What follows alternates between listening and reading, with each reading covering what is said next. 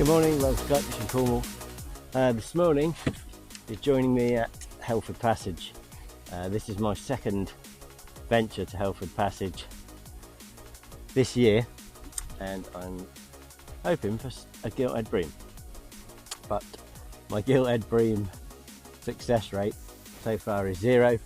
If there's none of those, we might get some schoolies. There's sometimes some little bream in this river, so yeah, hopefully there'll be something. I've got some lug that I dug Friday night and a handful of rag, so that's the bait of choice today. It's low water. What is the time? 7:30. It's low water now, so by the time I get to where I'm going, get anchored up, sort myself out, hopefully the tide will have turned and it will be starting to flood. The wind a little bit stronger than I'd like, and it's, well, we've got the tide going that way and the wind's coming this way, so it might prove to be a little bit of a nuisance, but it is what it is. It's too strong, I think, to be out anywhere on the coast, and fancy doing something different today. I'm on a bit of a lucky streak. I had a nice sesh the other day with some lovely pollock and a really nice bass, and then I went shore fishing for the first time in years and years with some bait with a friend, and we both had a bass. I had a really nice one actually, like 56, so I was very pleased with that.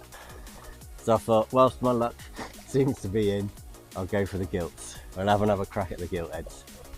So here we are. Yeah, so I've got maybe a 20-minute, I'm not going to go nuts because I've got time on my side, so I've got a 20-minute little paddle up here. Might have a quick look around because when I was here before there was no greenery. It was too early, all the trees were bare and everything, and this place really comes into its own when in the summer when the trees are green, and it's gorgeous down here. So might have a little look about on the way up. I'll bring you back when we get somewhere. So there is the ferry boat in where I launched, down over there. £3 fee between April and September or October or something. And you can walk along there, some really amazing houses along there, and get down onto this beach here, which has got tons and tons of like shellfish life on it. So at low water you can find cockles and various other things. I found a few razor clams down there and stuff. Like stunning places along here. And as you can see, very popular with the yachting types. This is, when I was down here before, there was only like a handful of boats, but you know, this is what it's like in the summer. There's literally, I don't know, over 100 boats, over 100 yachts down here easily, I would imagine, of all sizes. What have we got over there? That's Helford, the other side of the Helford, and they run a ferry backwards and forwards. There isn't a great deal over there. I think there's a yacht club and there might be a pub. That's where you get the ferry from, over there. It's pretty, and there's some nice walks you can do around here as well. I've done them with the family and the dogs.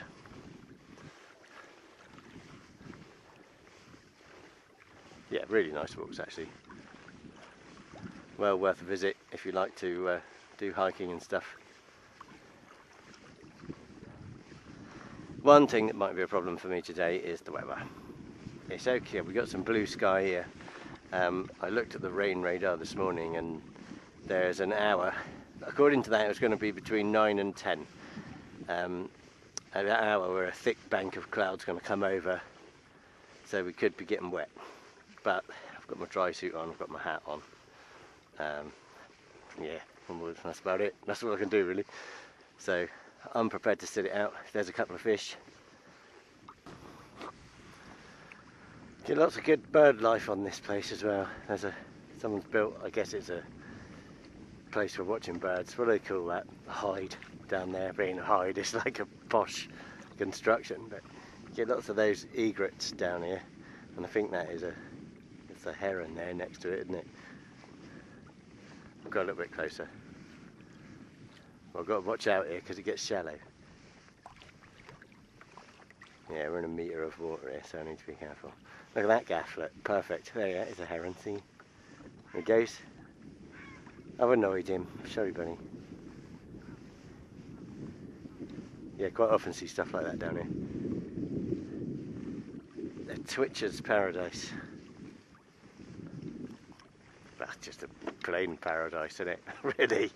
But yeah, for a bird spotter, lush. Who's that messaging me at this time of day? So people, there's fish around. As that heron was flying off, see if I've got this thing running in a minute. No, I haven't. As that heron was flying off, I saw quite a few splashes underneath it, and I thought maybe it was taking a poo, but actually I think it was fish jumping, because I had one splosh just there, another one just in front of me. There's another heron there, a second one there. So there's one there, there's one down there.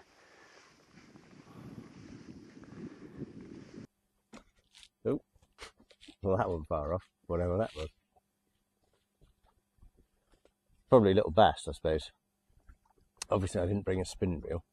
I don't think you're meant to, well, you're not meant to target bass in here because it's like a bass nursery. So I think you're not allowed to target them, and if you get caught, I think, fishing with sand eels, then basically you're targeting bass. So I think sand eels are a no-no up here.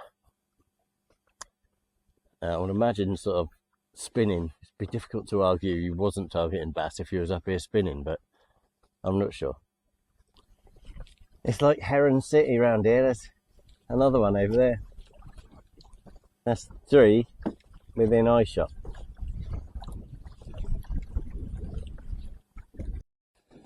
Okay, I reckon I've picked a spot I want to fish in. I've got my anchor sorted right out, so there's no faffing around. I can pedal to the spot I want to get to, and then I can just lob my anchor over without getting myself in a pickle, hopefully. Let's go. It's really shallow, so, you know, a couple of meters of rope and that's it.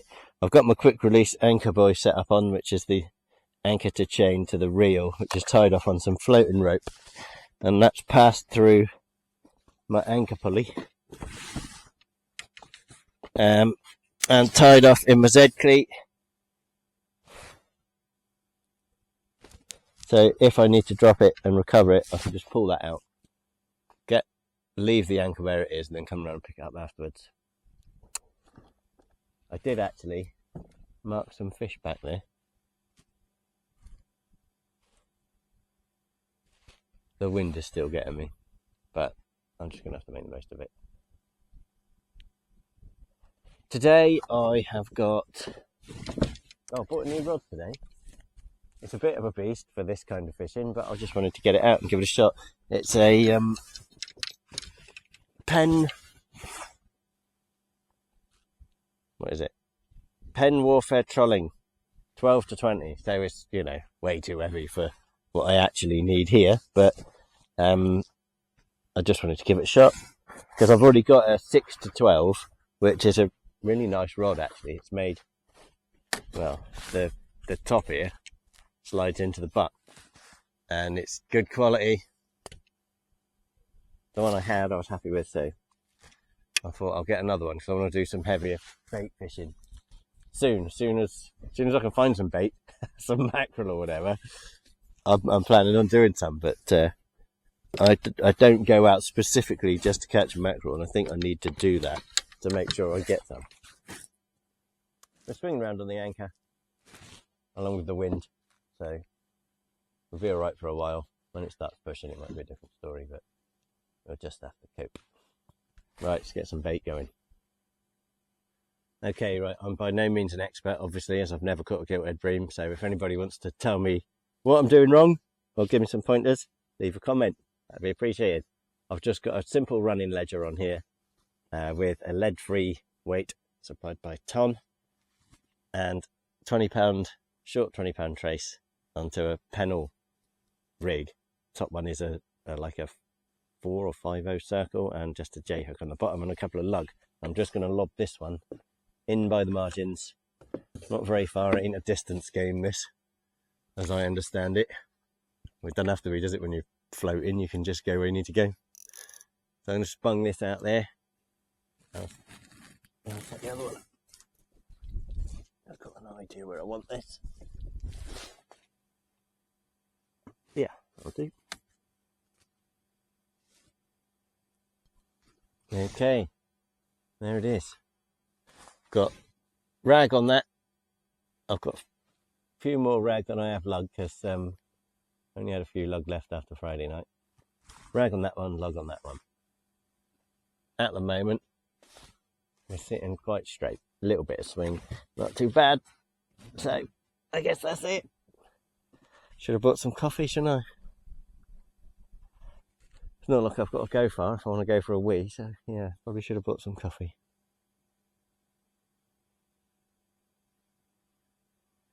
I just watch the wildlife and cross my fingers that the rain misses me. And what is it? It is 8:15, so it'll start to flood anytime. Let's hope the flood brings a few fish. Keep seeing little fry getting there, jumping out of the water. I think they're being chased, and I just saw a fish come out after them, so there's little bass in round the margins eating the fry.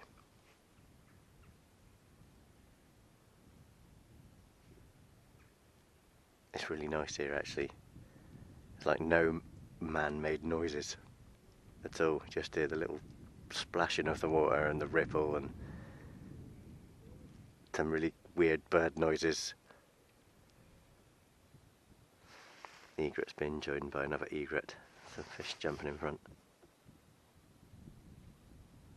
Yeah, there's clearly bass around, so I would imagine I'd be surprised if I didn't pick up a little bass on these worm baits.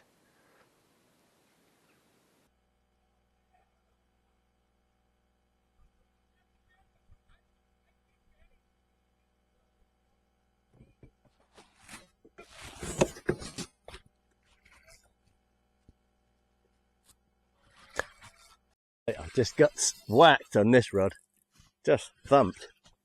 That's the sort of bite we like to see. This is the one out in the channel with the ragworm bait. It's given up now, whatever it was, but it just grabbed that and ran. I'm thinking little bass, but oh, you're kidding me. It's a bream. It's only a bream. Oh my god. And it's not bad, yeah, look at that. Ah, can you believe it? Come here. I brought my net for this, didn't I? I've got so used to not bringing a net. Come here, net. Yes, Gilthead Bream. In 10 minutes I've been here. Oh god. Where's my rod rest gone? Oh, that's so awesome. Get this bream up. Well, it's no monster, but that's fantastic. Yes.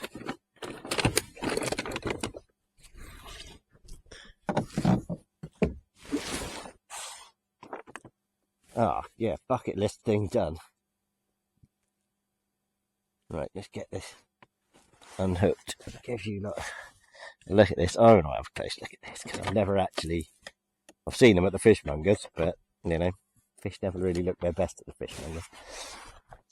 Oh, come on, what are you saying? Bloody things out.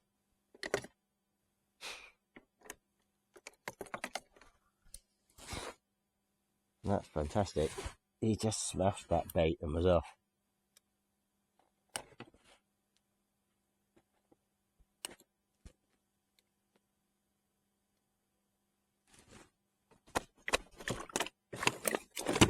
Right, are we out? Maybe.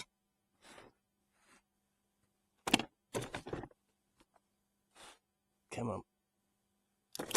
Right, hook is out. It seems like one lively fish. I want to get a picture of it with my phone too, because I always tend to forget to do that and always regret not doing that.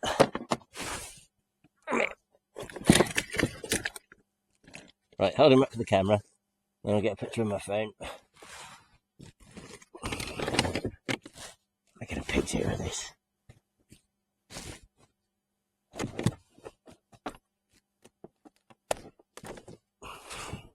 I'm making a picture of this. Right, there it is, my first ever Gilthead Bream. What a stunning little fish.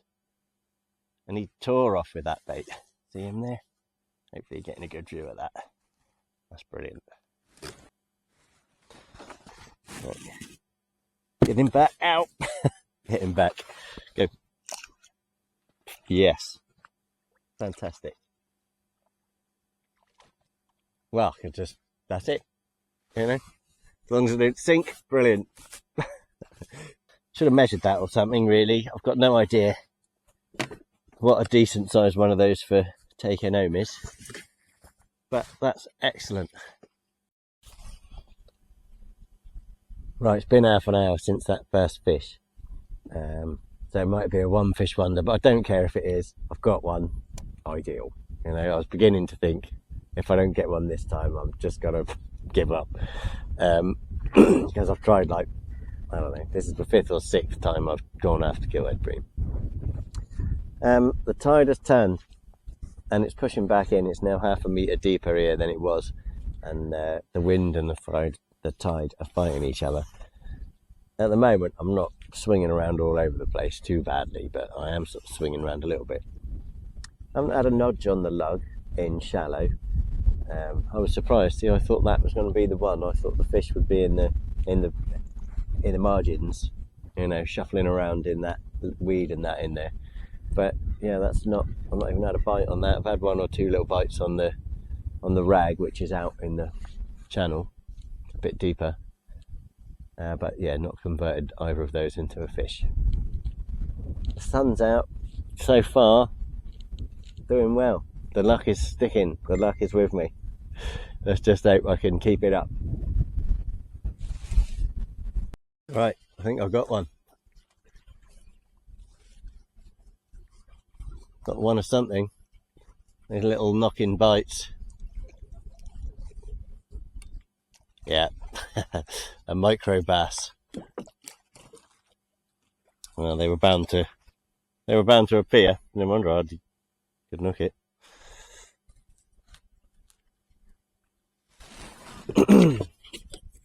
Amongst the smallest I've ever. Wow, I don't even know how he got that hook in his mouth. That's incredible. He's going to spike me, isn't he, this little nuisance? Tiny, tiny little bass. Fish tank sized bass. Go. Right, I think I've got another one of these little micro bass on this rod. Hoping for a little cooches for a change.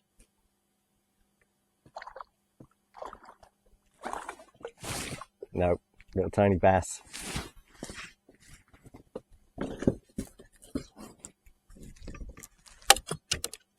There we go. It's a little tiny one. Right, folks. I think I'm on last cast saloon here.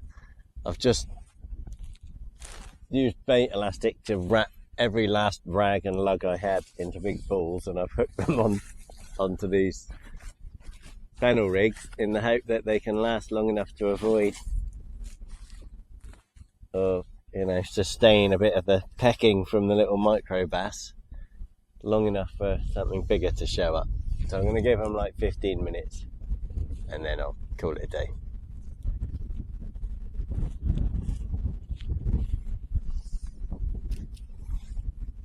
That's the plan.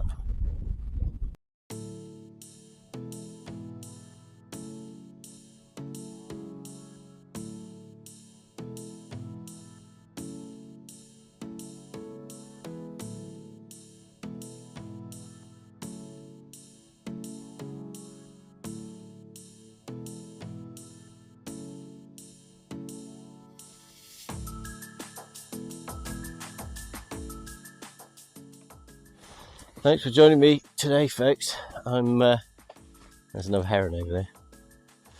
Yeah, I've packed up, I'm heading back down. That was a bit of a first drop, one fish wonder on the gilt front. I've just been plagued by tiny bass since. But you know, that's my first ever Gilthead Bream, so I'm over the moon. I want to try Gilthead Bream as an eating fish because apparently it's supposed to be really nice. But it just didn't feel right killing the first one I'd ever caught to take home for dinner. So I'll have to come again, try and catch some more, and then yeah, see what it's like for eating. If anyone's got any bright ideas about how to cut through the bass, or at least sort of keep a bit of bait there on the hook long enough for a bream to take it, I'd appreciate if you left that in the comments. Obviously, I'm not an expert in fishing for Gilthead Bream, but got my first one.